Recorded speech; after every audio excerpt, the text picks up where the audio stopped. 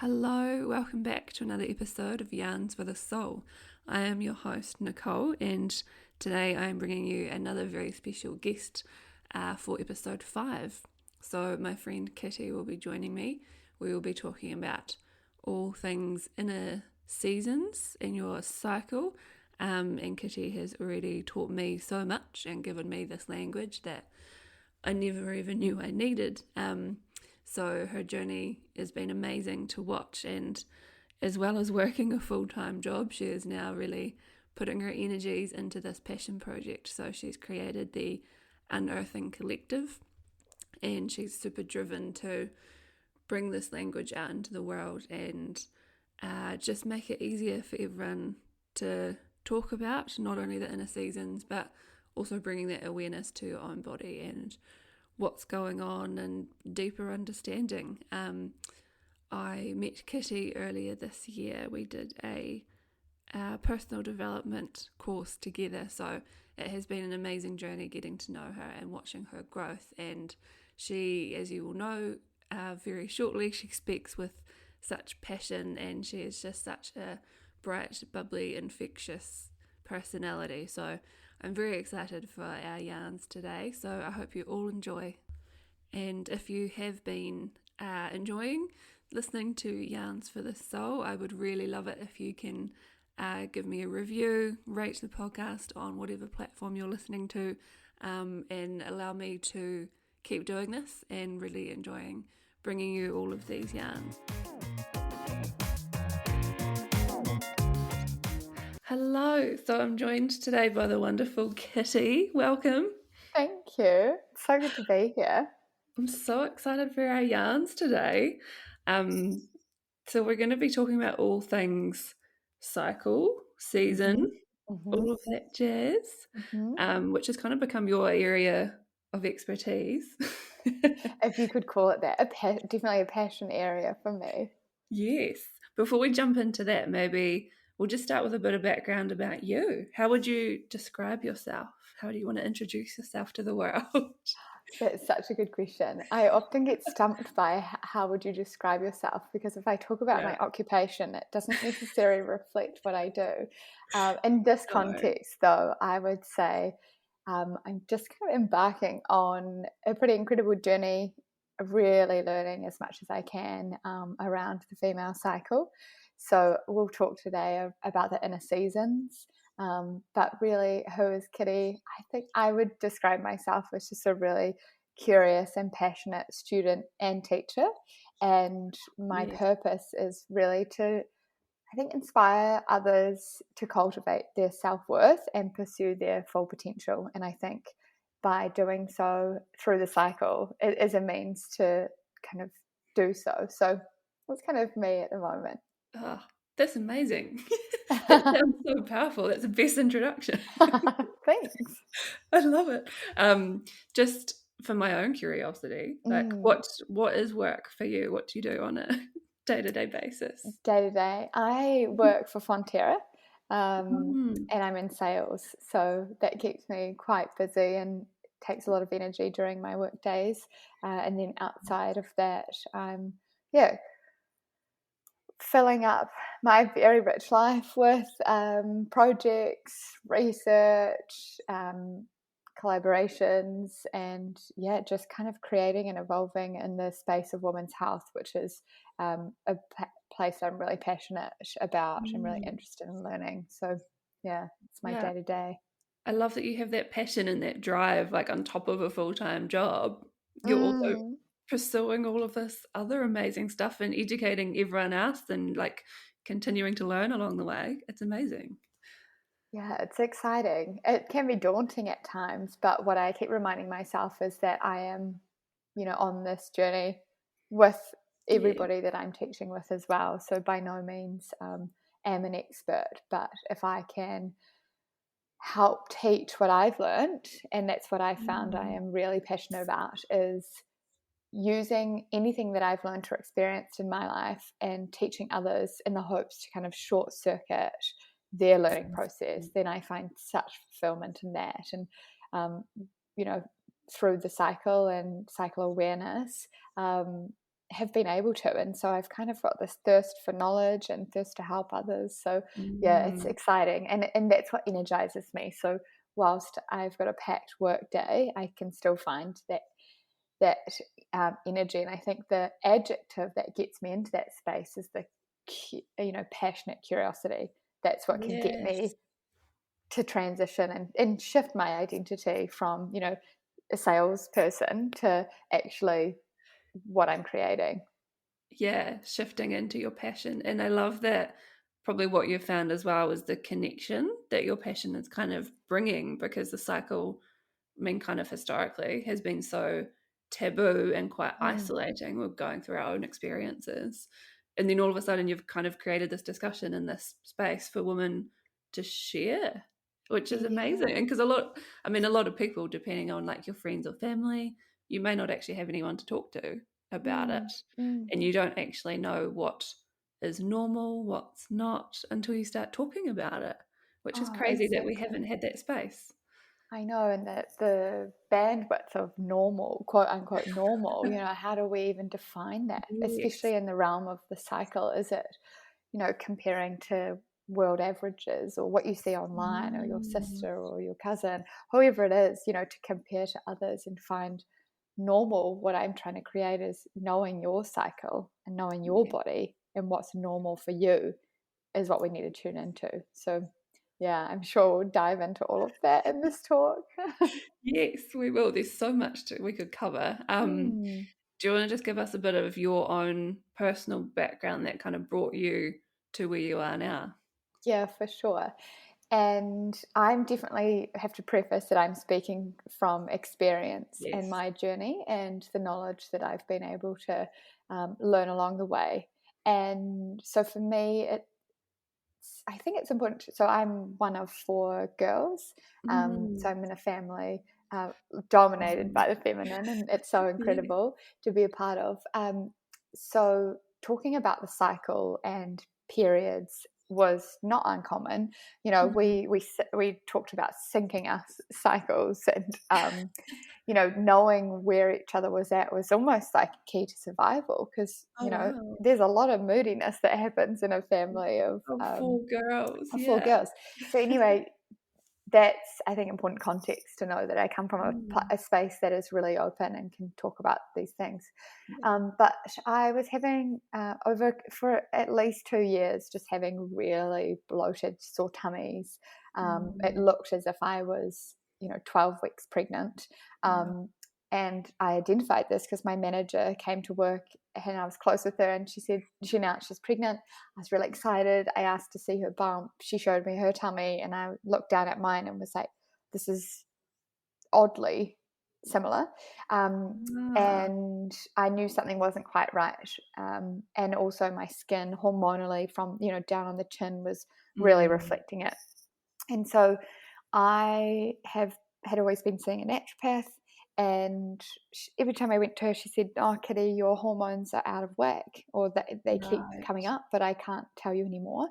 So I went to a dermatologist who also said, you could have PCOS, which is polycystic ovary syndrome, and regardless, it's definitely linked to your hormones. So here I had, the whole spectrum, from science to nature saying, or medicine, through saying hormones. And so I then went on to a fertility specialist to kind of understand what was going on. And they did, the amount of internal scans I've had was, interesting. And at one point they tell you to fill up your bladder. So they want to see you with full bladder, and then they want to see you with an empty bladder. So when I went with a full bladder, they said, "Oh, good on you. Like, well done. You listened to the instructions." And then they were like, oh, that's not your bladder. And I was like, oh, that's not exactly what I want to hear right now. And so they said, look, we can't really see what's happening. We can see that there's, a really large cyst. So we need to take a look at it. Because, cysts are really common. And often throughout our cycle, you'll have them, but they'll kind of come and go. This one was still around. And so I went to a specialist who was probably higher in IQ than EQ, to be honest, and she just looked me dead flat and said, "Yep, there's something there. I might find other things. I don't know what I'll find, but if I have to take an ovary or I have to take a fallopian tube, I'll do that. And you just have to make sure that you consent that before you go under." What? And I straight away I'll say I'm really uncomfortable with that. No. Yeah. Without giving you more detail or more information, like, yeah, just casually, this is something I might have to do. Yeah, and I think it's important to know, and I knew at the time, if you take, you've got 2 ovaries and you've got 2 fallopian tubes, if you take one, it doesn't reduce your fertility by 50%, but it does have a significant impact. And I was, 20, I don't even know how old I was at the time. Yeah, early 20s, and I want kids. So I was like, I'm really uncomfortable. Yeah. And so I went and sought a second opinion and found another incredible specialist who, thank goodness, had a high EQ. And he said to me, my job is to go in and be as less invasive as possible. So I will see what I find and we'll go from there.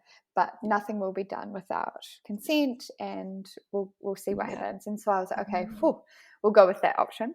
And so I ended up having a surgery, and it was over 3.5 hours. And they ended up removing a mango-sized cyst, which was wrapped around on my left ovary, and my fallopian tube had wrapped around it. While they were there, they also found I was riddled with endometriosis. So that's an inflammatory disease. And so they removed the endometriosis, did a bit of a reconstruction to make sure, to kind of, because the fallopian tube had been so stretched. So they fixed that. They kind of rehung my ovaries, and I came out of the operation and kind of went into recovery. Now, not knowing what on earth had been happening, but once they went inside, they could diagnose and see what was happening. So they didn't really know, I guess, before they go in, they don't know what they're going to find, right? So prior to that, did you have any indication about the endometriosis? Did they kind of say that was like a possibility? Yeah, so that's hilarious in hindsight.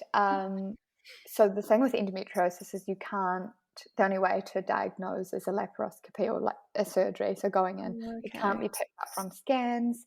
At the moment, ultrasounds and things, they're getting better with diagnosing, but it's just there's so many unknowns with endometriosis.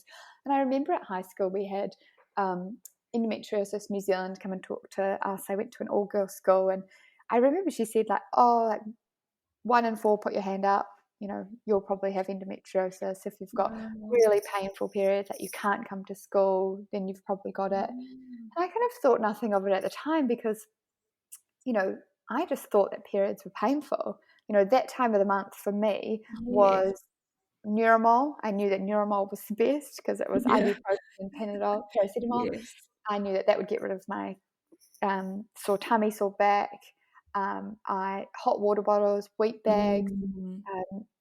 That was what I thought was every month. And same for my sisters. It's become my norm.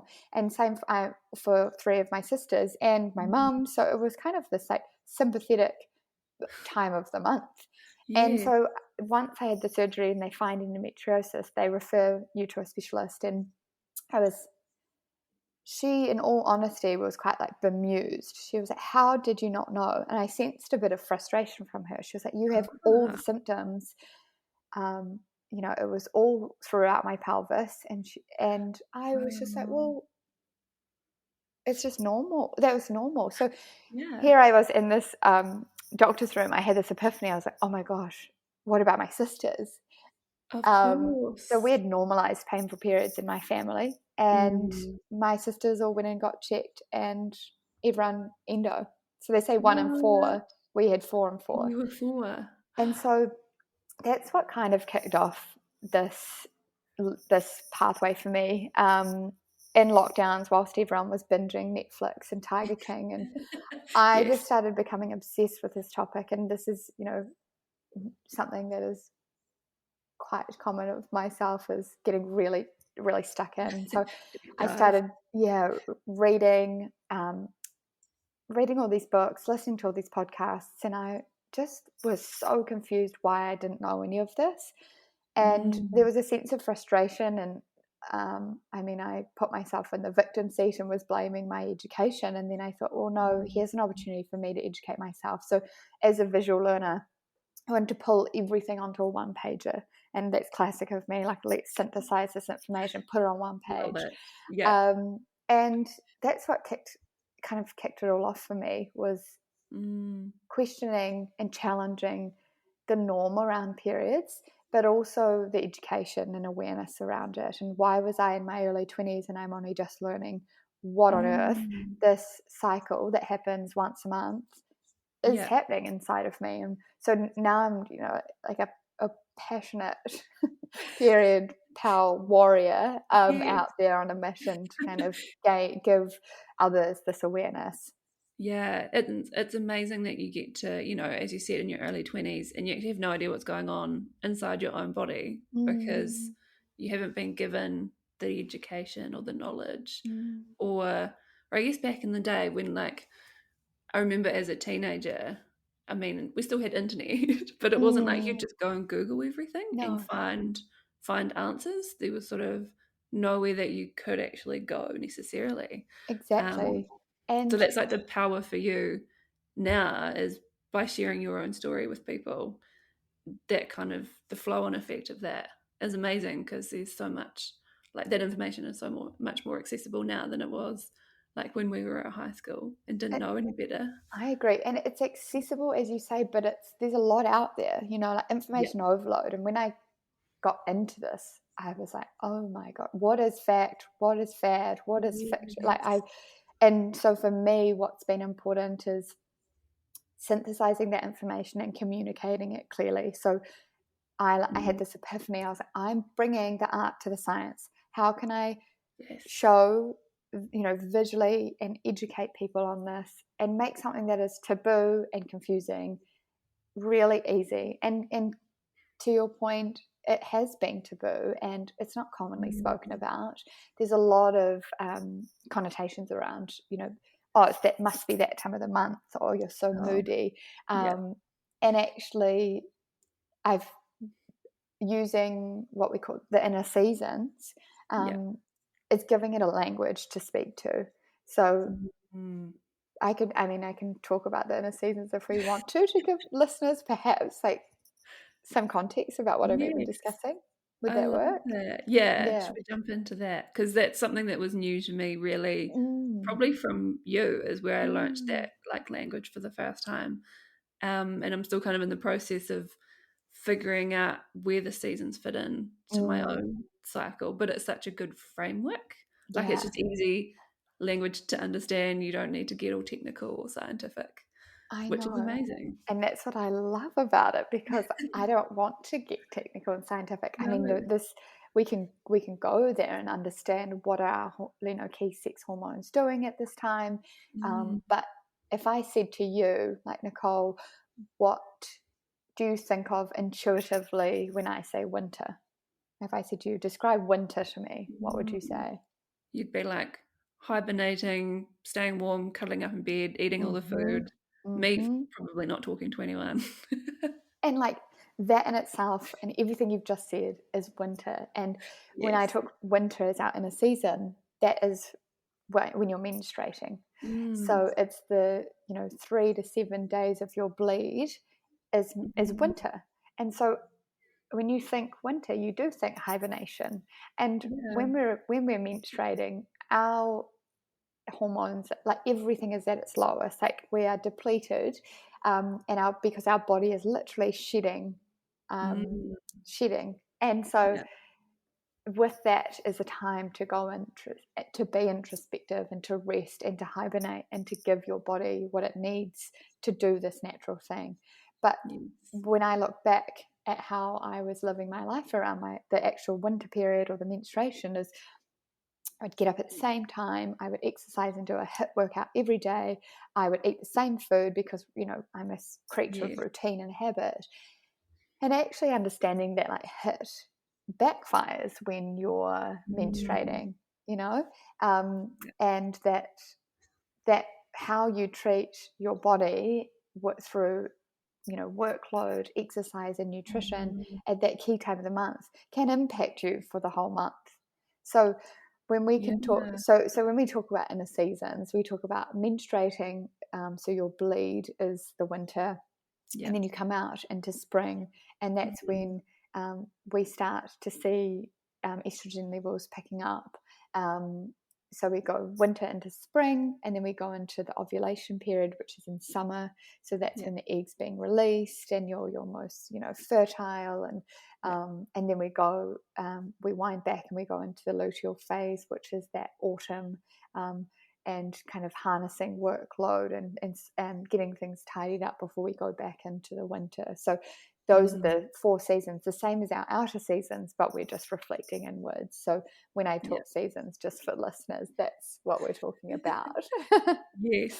And it's just so powerful. And then, because once you've got that language and Mm, it gives you a base level understanding to then build on mm, and start to reflect on your own cycle and mm, start to think, okay, what season am I in at the moment? What should I, as you talked about, like exercise and even mm, working, like, mm, because I can imagine for you when you're getting up early and doing your HIIT workout, but mm, you're in winter mm. and then you're not seeing the results or you're not feeling energized by it. And then you end up beating yourself up because you're like, why Totally, isn't this working? totally. So you're just working against yourself because you don't have that knowledge. Oh, you've nailed it there, where you're working against yourself. Yeah. It's so interesting because that is exactly what we do. We get in our own way when we don't listen to what's happening in our body, and Mm-hmm. we really sabotage such an incredible, because we can be so powerful on the other side. If we rest and rejuvenate when we're bleeding, Mm. you'll have a bigger, you're more likely to have a bigger, the ovulation can be so much more powerful. And ovulation is such an incredible time of the month. It's the shortest of the cycle, so it's a small window. Mhm. Um, and it's only one day when you actually are ovulating, and that's when the egg's being released from the ovary and it travels down Mm. the fallopian tube to be fertilized.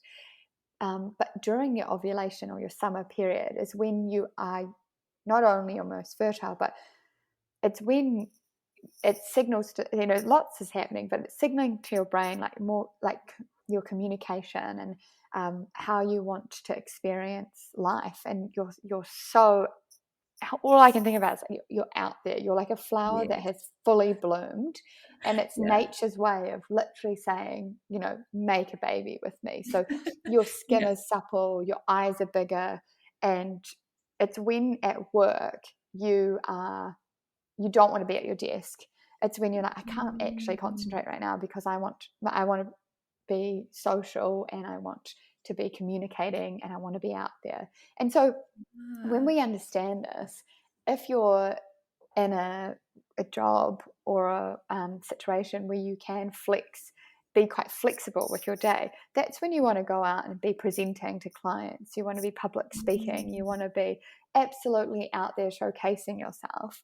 Um, and that's when your body has your back. It's literally been like, yes, I'm out there Yes. and I'm ready to mingle. So when we can kind of appreciate what stage and phase we are in our cycle or the inner seasons, then we can really work with ourselves, not only Mm. from a mental space, our mindset, but how can we move with the cycle? How can we eat with the cycle? And then when you're in alignment with what's happening internally, things Yeah. just flow. You're Yeah. in what we call a flow. And I it's love not it. the flow that you get once a month. It's the things I'm working with my cycle. I'm working with my body. Like the bigger picture. Mm, Yeah. mm, Yeah. And I think for me, like in the past, it's so easy to beat yourself up when, you're being a bit moody or something's not going right. mm, But once you kind of start having that understanding, mm, then you can actually be nicer to yourself as well. And be like, no, this is winter, so I'm going to rest, and that's totally fine. mm, But then also, I guess it will help you to pick up on stuff that may not be like quote normal if you're mm, in like your summer phase. and maybe you're not feeling like bright and bubbly and flowery, and maybe from your perspective, is it like at that point that you would go and talk to like a specialist to be like, hey, I think this is a time where I should be energized, I should be positive or Mm, happy, but I'm mm, not feeling that way. mm, Like, would that kind of indicate? I know from your yeah, own good question. experience. Yeah. I think that's my biggest takeaway for anyone is when they're starting this journey or embarking on an awareness of their cycle is appreciating what's normal for you, which we touched on at the start. Mm, So tracking your cycle is a great way to find that and yeah. then find like when you feel off. And I think if we go, if I like really quickly go through each phase and what's happening, then we Mhm. might be able to give it like a practical example. So Yeah, go if for we it. go, menstrual is your inner winter, and that stays the 3 to 7 days during your bleed. So your hormones and energy are at their lowest. The Yeah. initial drop in hormones causes your endometrium lining to shed. And that's, when you're introspective and you're sensitive and intuitive.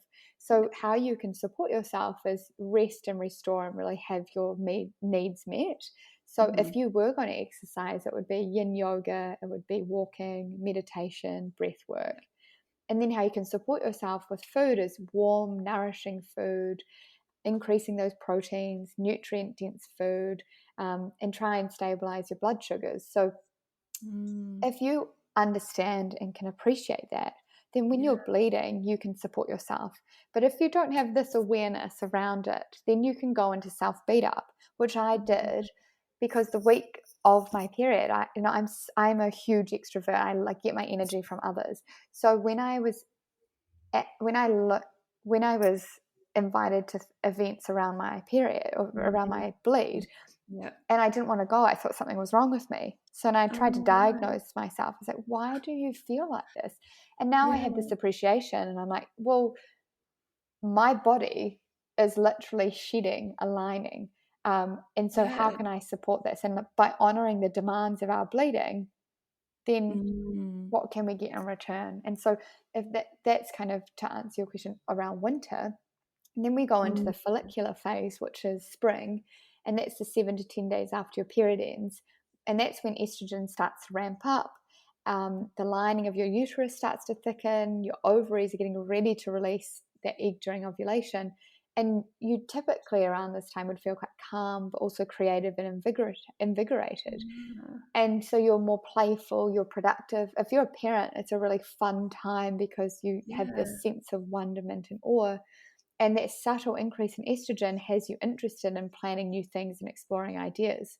So I would Mm. say perhaps if you're, and again, this is not medical advice, but for me, if I'm low around spring, I might go and check to make sure that my iron levels are okay. Because Ah, after I right. bleed, you're kind of like flowers blooming, like you're suddenly more interested in life. You come out of your moon Yeah. cave. So, exercise wise, you're a bit more open to exercising. So, you might invite in some running and some dancing or Pilates or hiking. And the food that we think about in spring, which we're in now, which is Mm. beautiful, is Yes. light, uplifting food, steamed vegetables, um, sprouted beans, and lean proteins as well. Yeah.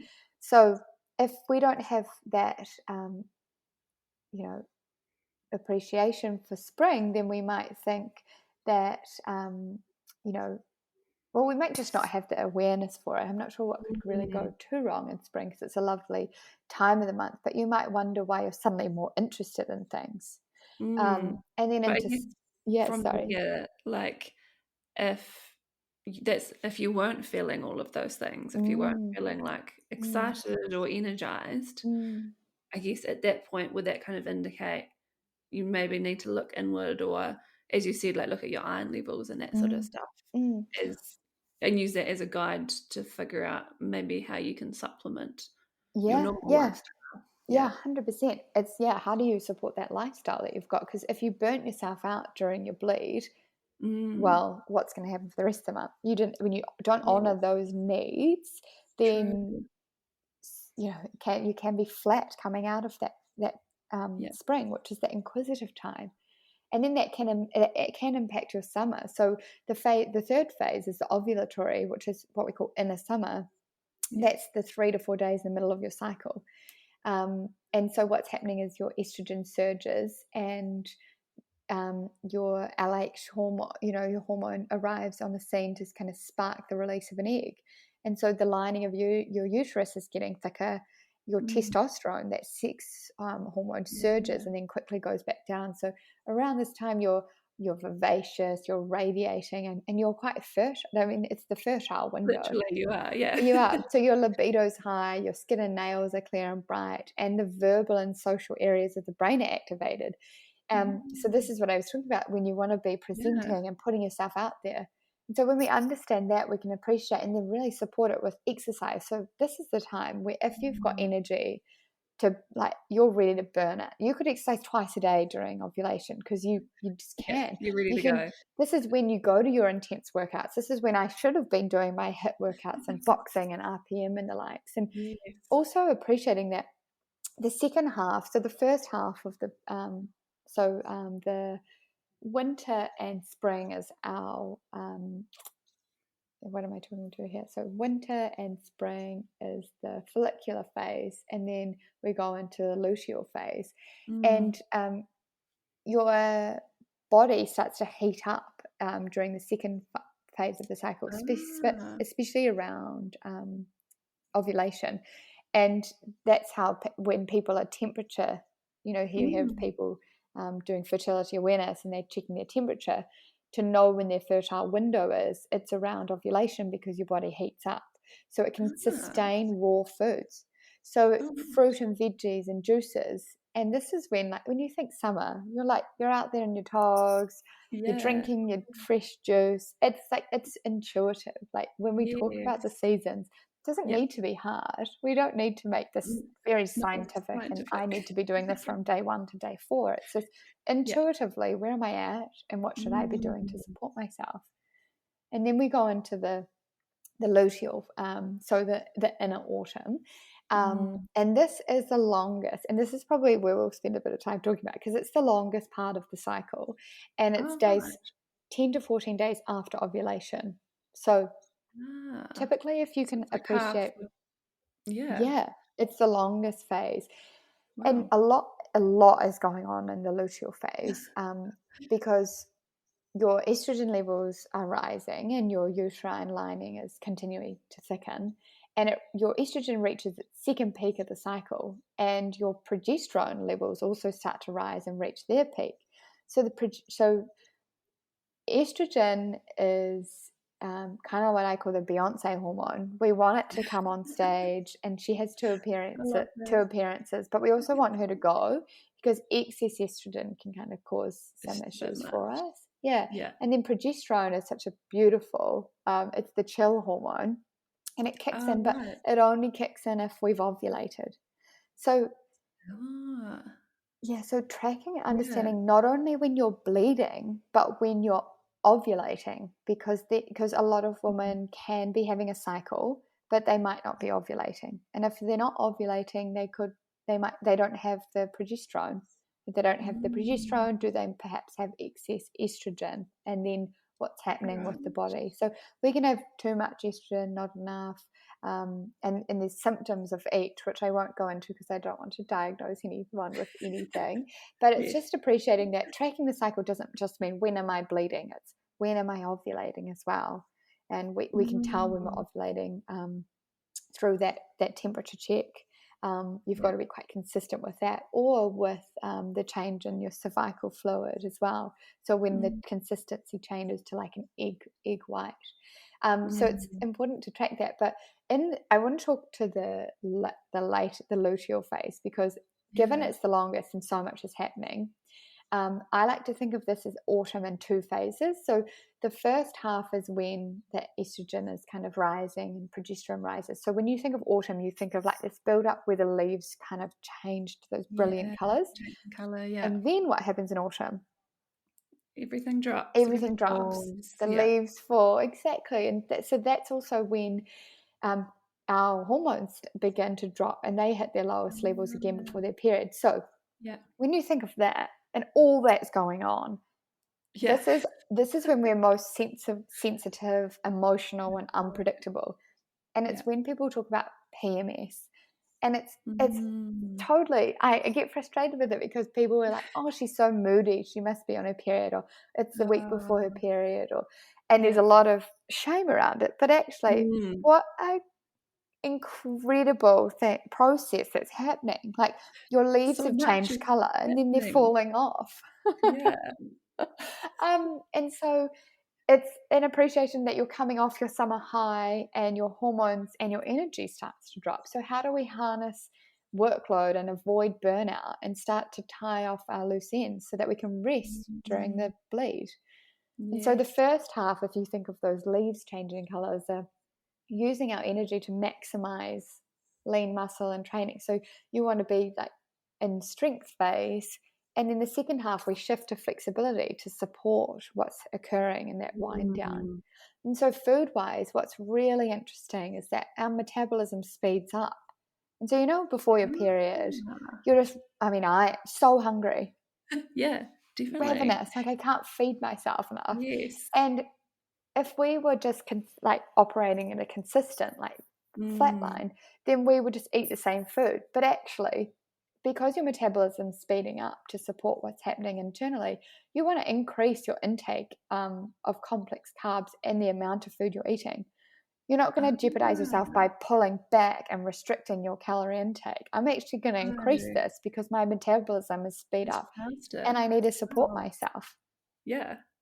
So already, I know I've spoken a lot right in those phases, but I think it's important to frame up that, to your question earlier, how do we know, what do we look for when things aren't right? It's like, well, actually what's happening is really normal, and it's flipping it and appreciating and having this awareness that, oh my goodness, without me even knowing, this is what my body's doing. So how do I back it? Because your body always has your back. So how do I support it? Exactly. Yeah, how do you work with it? And I think such an amazing point that you made earlier, like if you kind of keep pushing yourself doing what you would normally do during the winter phase, then it does have like a hangover effect into the other phases.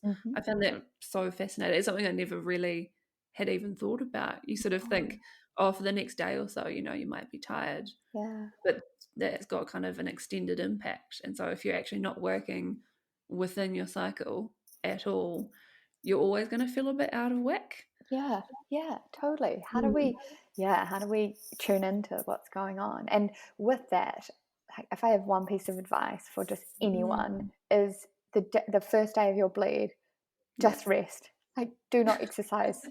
Just give yourself a break. Like, go home, lie down on the couch, put Netflix on, just relax and eat a warm bowl of nourishing, a curry or veggies or something like beautiful, and just have an early night. Like, we're so hard on ourselves with especially me, like, I've got to work out and I've got to go and be out there maximizing every minute of every day. But actually, if I honor my needs, then my body, I have my best ideas in my winter because I slow down, wind down. It's a good time to journal if people are into journaling. It's just like when you can really create. And so there's such incredible things that can happen from this cycle. So Yeah. you can hear it. I just love it. Yeah, it's so good. I'm like, I've got so many questions. Yeah, hit me. I love it. Yeah, and it's so good you talking about winter, like just slowing down and taking that time to reflect and journal, and that's when stuff comes to you. I think, yeah, I find it fascinating. And through my own journey of leaving the semi-corporate world behind and kind of healing from all of that and reflecting back and realizing like the workplace and my lifestyle was quite masculine. I'd never actually, because I didn't really have any of these tools or this language, it wasn't really something that I was kind of even aware of or paying attention to. And I think it goes back to the idea that because it's taboo, growing up we didn't really talk about it or learn about it. So we kind of automatically as adults shift into what I would call is quite a masculine way of doing life because we're not incorporating any of this. There's no imagine, telling your boss like, oh, I'm just not going to show up to work today because it's day one of winter. go home to imagine watch Netflix. Like, imagine a workspace. phenomenal. And like that's where if you have the flexibility to really make your diary flex to your flow, really Yeah, is like imagine a world, where women yeah. are like, I'm out there bossing it because I am ovulating, or I actually am just going to wipe meetings for the week or 3 days Yeah. because I'm menstruating. We're definitely not Mm. there, and I don't even know if we ever will be, but No.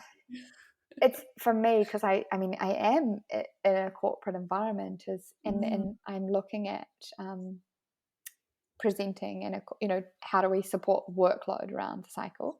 Going to do a Awesome. corporate talk, which is really cool.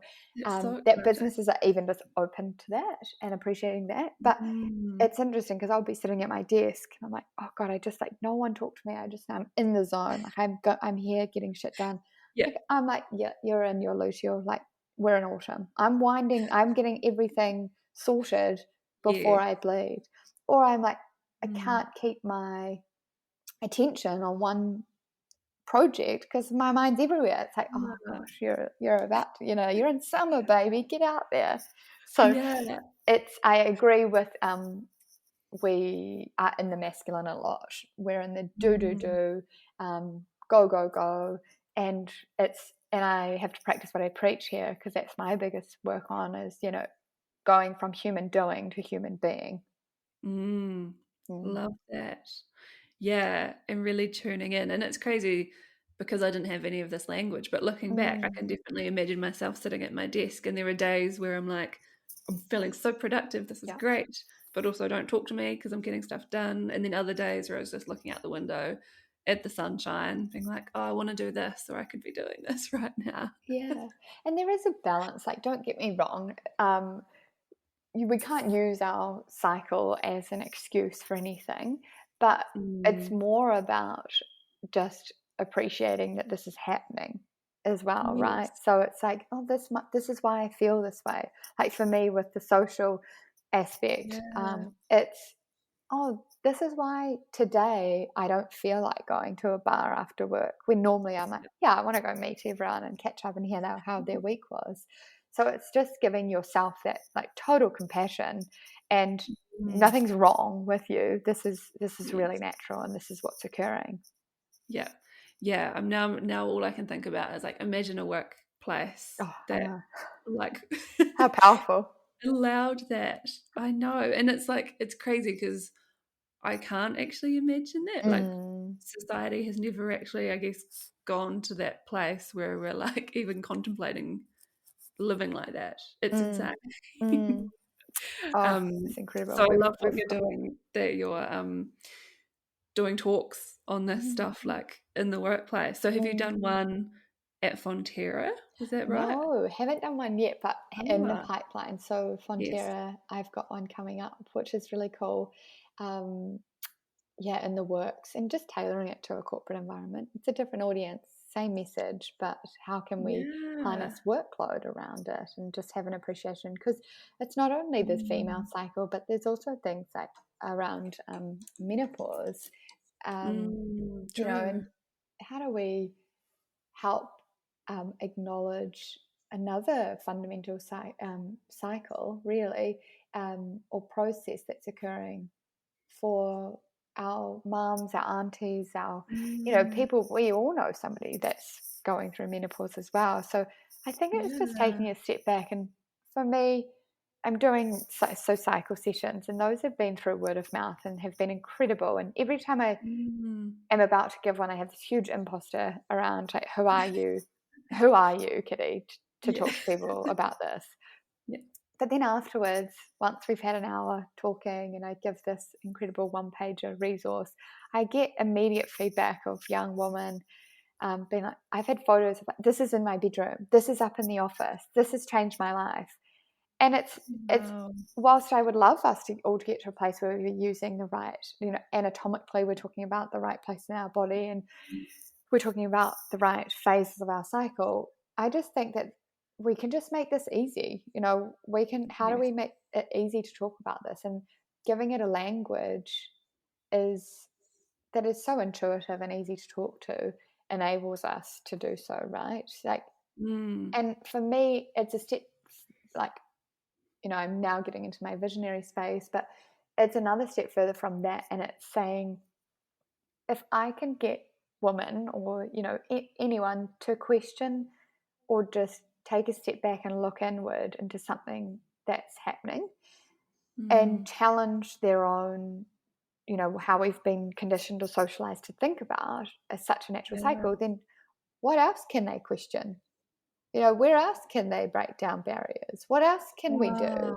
And so I love that. and that's why I know that it's just so linked to my purpose around Mm. cultivating self-worth, because Yes. it goes further than literally the female cycle. It's just it's a means of communicating and getting that introspective lens on it. Yeah, I love hearing you talk about it, and I can just feel it. Like, it's so powerful because it's like, not only are you bringing this conversation to, the workplace and friends, and just sharing this discussion and giving people language to talk about it, but you're so right that this is kind of a stepping stone to open up conversations on everything else. Yeah. Where do we stop? Yeah, exactly. And then, bringing people together as well. And I can kind of see it, like, you end up with this network of women and other people who have the same language, you know how to talk about it, like, with each other and with friends. I know, and not even like it's not even just women as well. I've had what's been most mind blowing is the males that have come forward. I've had guys Right. come out and be like, "When's your next one? I want to know more."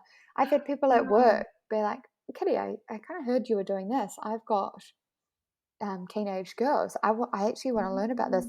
I've never been taught anything." So that's incredible that we're opening the conversation to everyone. And I think using the inner seasons as the language enables that, because it's easy to talk to. So I can say openly in front of whoever that I'm in winter. Yeah. And people don't shudder or be like, too much information, or that's actually Exactly. disgusting, Kitty, don't talk to me about that. It's like, oh, I know what you mean. And so we Yeah. can talk about it, or we don't have to. Instead of, when I ask, at the start of my talks, I ask everyone to put in a word that describes how they feel about their cycle or what they think about it. And the word clouds, I've taken screenshots because I can't wait for the day that they're not so negative, because it means that I would have really made a difference. But they are like bloodbath, terrible, painful, Wow. inconvenience. And then by the end of the talk, which is my most, what I'm most proud of, is by the end of the talk, it's wow, amazing, incredible, natural. And it's like, even in 1 hour or in this conversation, can we shift that narrative or that dialogue that we have with ourselves? I'm like, oh God, I've got my period. Instead, I'm like, welcome. You are so welcome here right now, because my body is working with me and I'm working with it. It's so amazing. And you're right. Yeah, be like, not an inconvenience, but being like, oh, cool, this is my time to chill or Yeah. journal. Oh, Gonna yeah. look after myself, gonna have a bath, like, Yes. I'm like, all of that give me a amazing bottle of nourishment. lavender. I'm going to go and just douse myself in it. Yeah, Yeah. it's so true.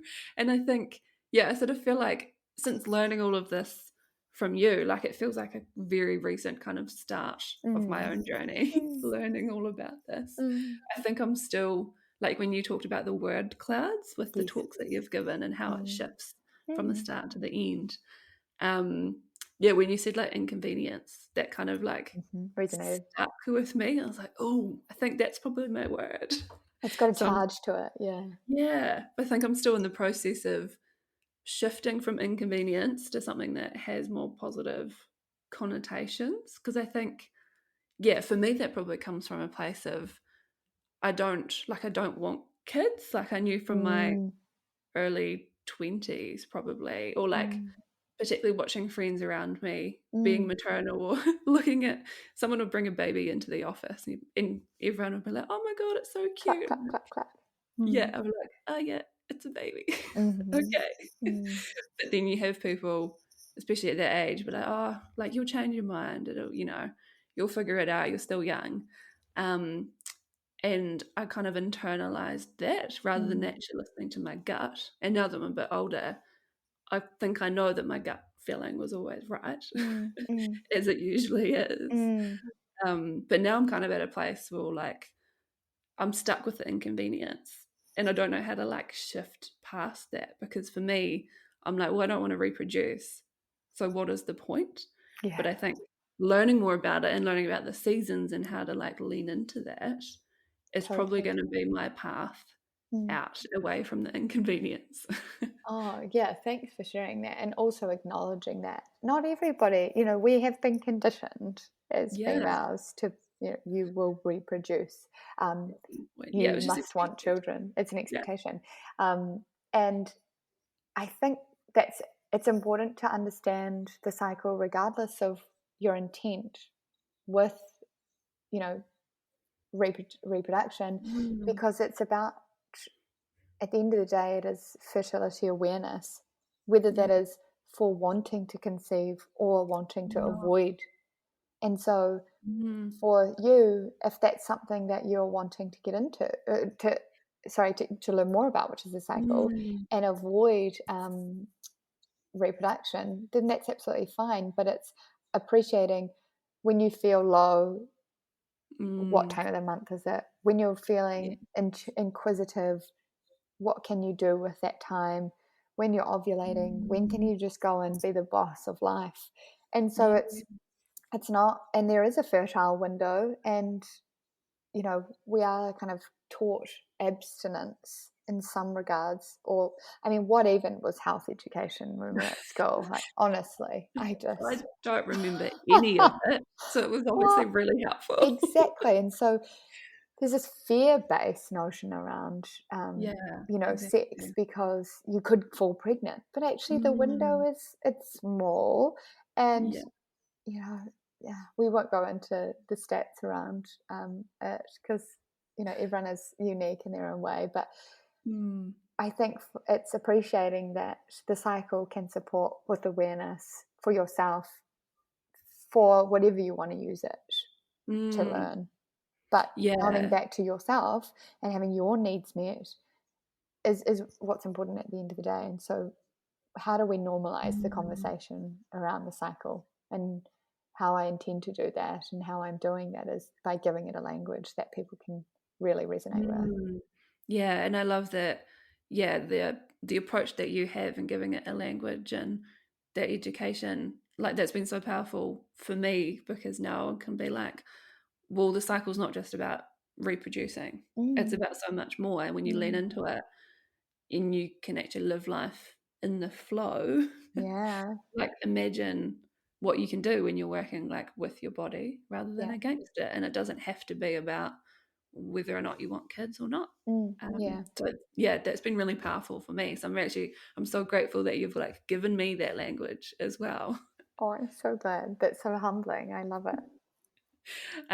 So what does this all look like for you moving forward? Obviously, at the moment, this is on top of a full-time job. Is this passion project? Yeah, what does it look like? What's next? I have to hold Mm, myself accountable for whatever I say out loud, don't I? But I will speak it it's being into recorded. existence. Yeah, this is recorded. This is a timestamp. For me at the moment, I mean, this conversation is so powerful just to hear it out loud. Um, Continuing cycle sessions for those who are available to it. I've got a speaker series coming up, which is so Awesome. exciting. So bringing the cycle into businesses Mhm. through mindset and movement.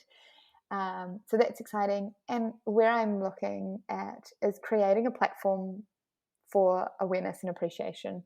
So I appreciate that we're not going to get anywhere overnight, and No. we need to. I think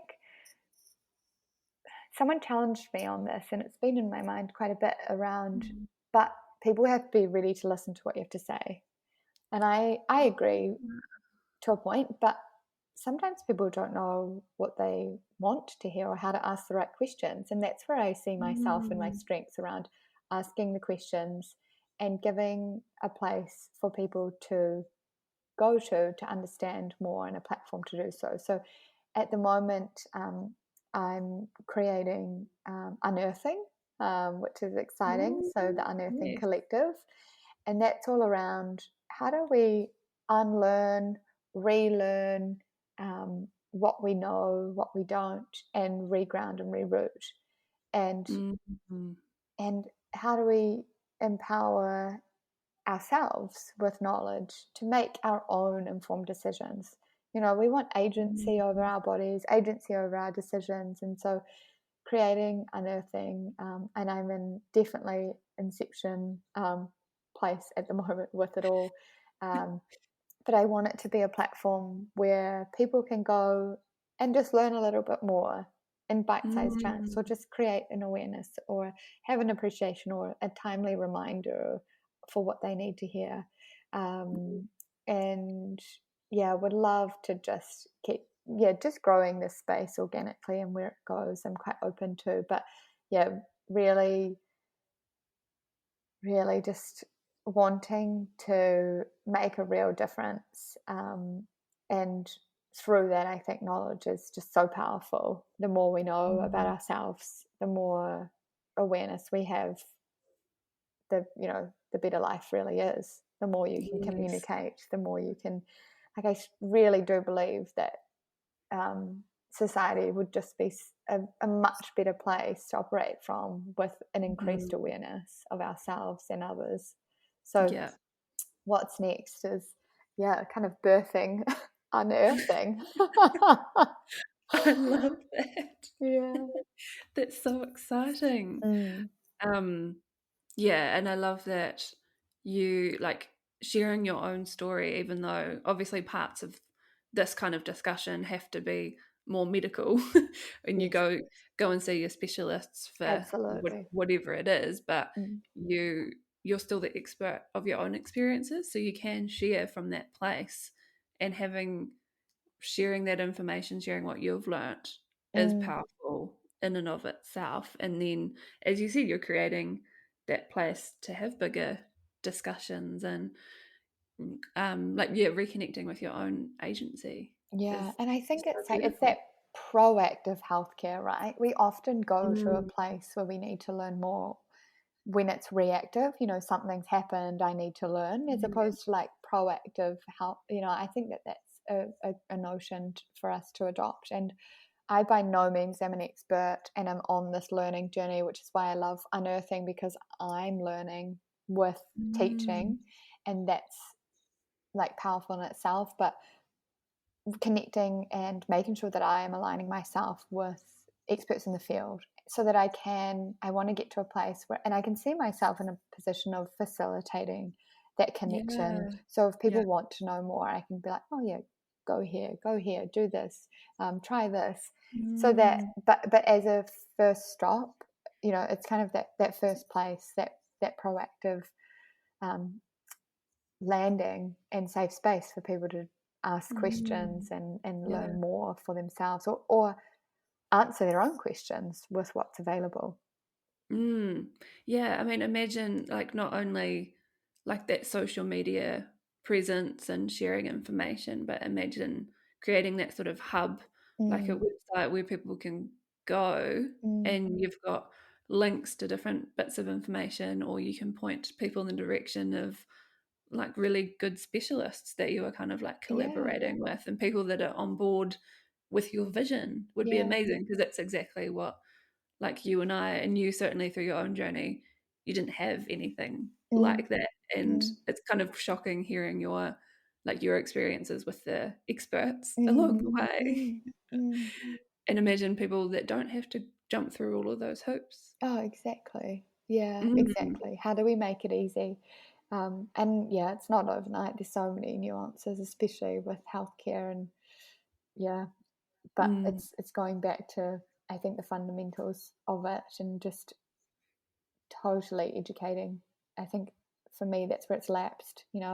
How come I mm. was sitting there being told I'm going to have one ovary and one fallopian tube? Yeah. Knowing that I really want children, was just where it kind of, the straw that broke the Mm. camel's back. I was like, right, now we work, now we learn, Yes, now we get to work. now we So learn. from now, Mm. how can people find you? Oh, yeah, well, early days, Yes. 2 weeks ago, I would say, "You can't find me, don't find me." Finally. Don't find me. But yeah, Unearthing Collective on Instagram is launching, Awesome. and that's where people can find, yeah, me and my Yeah. work, and hopefully some incredible collaborations with like-minded people in the Mm. field, aiming to, empower women, wahine, anyone who resonates with women, to cultivate self-worth. Yeah. Ah, beautiful, magical. I love it all.